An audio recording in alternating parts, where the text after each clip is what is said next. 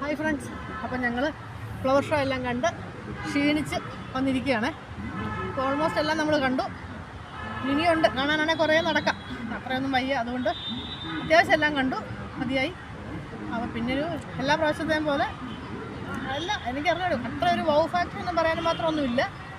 കുഴപ്പമില്ല. അതിന് 32 ലക്ഷം പൂക്കൾ കൊണ്ടാണ് ഇത് ഒരുക്കിയിരിക്കുന്നതെന്ന് പറയുന്നു. രസമുണ്ട്, നമുക്ക് കാണാം. ചിലർക്ക് അത് ഇഷ്ടപ്പെടും, ചിലർക്ക് ഇഷ്ടപ്പെടത്തില്ല.